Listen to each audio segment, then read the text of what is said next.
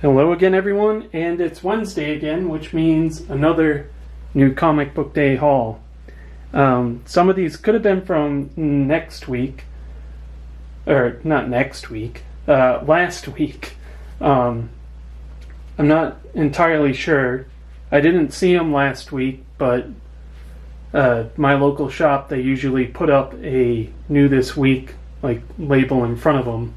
They don't have a designated area for brand new stuff. They just put them up where they have that particular title, and then they'll just put the label in front of it so you're not accidentally buying last week, if you're actively collecting that line or that title.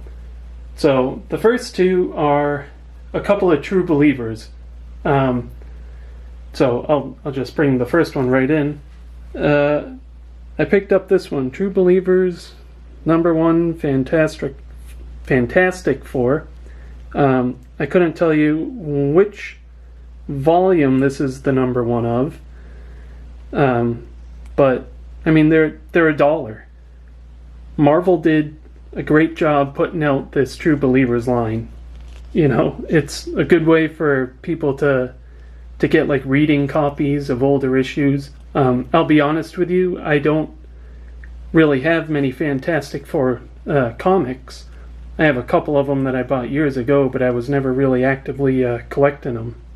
And then I just figured, they're ramping up to bring the title back, so might as well pick up a few of these. They have them for a whole bunch of different Fantastic Four titles and probably a mini-series. But yeah, it's a pretty good option, if you're looking for an older comic that you want to read. $1, you can't go wrong.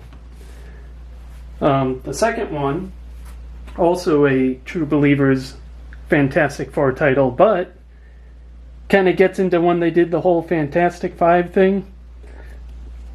What if Spider-Man joined the Fantastic Four? Obviously, me being a big Spider-Man collector fan, this one fit right in, so pretty interested to get into that. Sorry for the lighting, by the way, it's a little late when I'm doing this.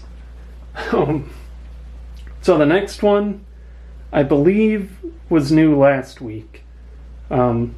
If it was new this week, like I said at the beginning of the video, they didn't have a new this week sticker, but Poe Dameron, #29.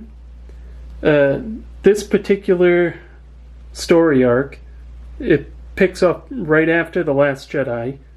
The first couple of issues out of this particular storyline were Rey, Finn, and Poe on the Millennium Falcon, telling their stories to each other from their perspectives, which was a pretty neat concept. This is, I believe, a brand new story. I just kind of skimmed through it real quick. It doesn't look like it really follows the same theme as the first couple of them. But that's that one.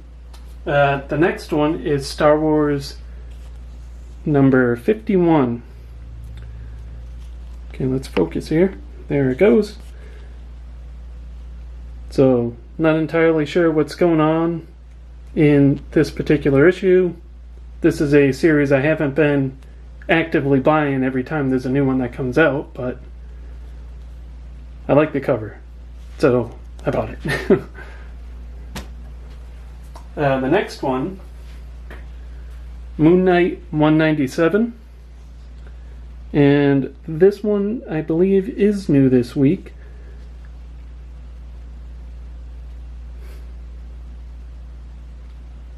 They had a pretty interesting story arc going on here. Essentially, Moon Knight is got himself kind of hung up with a what do you call it? Like a cult. He's not really joining the cult, but he was trying to shut it down. So I haven't read the last issue yet. So if this cover spoils anything, well,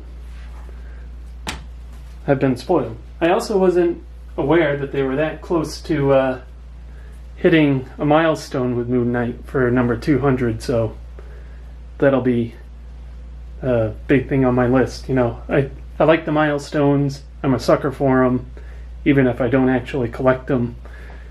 I'm a sucker for the milestone. So the next one, my favorite, The Amazing Spider-Man. This is Volume 5, Number 2. I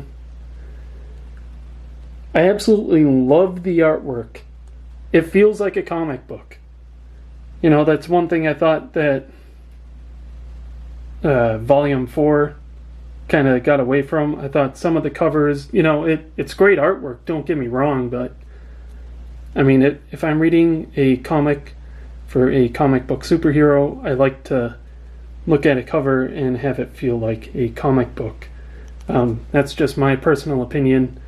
It's nothing against the artwork. I mean, some of it, like that Star Wars 51 there, it's more realistic looking. It's beautiful art, but it's probably the collector in me or something. I like being able to look at it and tell it's a comic book. So far the storyline is pretty interesting. Essentially what happened in number 1 is all the ramifications from back when they had the Superior Spider-Man storyline and all that, where Doc Ock was in Peter Parker's body and, you know, essentially cheated his way through like getting a big like degree for college. I can't exactly remember. It's been a while since I've watched it, or not watched it, read it. So anyway, should be interesting to dive into this, see where it ends up going. And I've done it in the last 2 videos that I've done, and I'm going to do it again. Thank you for the legacy number on there, Marvel. I love it. I don't know why, but I'm a sucker for it. I love seeing the legacy number. Please keep it going. So that's the haul for today. I think I'm going to call it a night. I have a Destiny raid at the top of the hour. Yes, I still play Destiny. I've taken my fair share of long breaks, but my clan makes it fun. So I'm going to end the video here. Try to stop rambling. Quick update. I think Hot Toys Anakin Skywalker is the next video coming up. Probably Friday or Saturday. I recorded it Sunday. I just want to proof watch it. Make sure I don't watch it and hate it and have to do it again. So there's that. And then still working on my favorite Amazing Spider-Man covers. I started to do it Sunday. The battery in the camera died, and it killed my drive to do it. So that's coming up. Probably going to record it this weekend, have it go up sometime next week. So anyway, that's it. I've rambled more than I want to, and I got to get going. So hope you're all having a good day, night, whatever it is for you guys, and hope the rest of your day and night goes just as well. I'll see ya.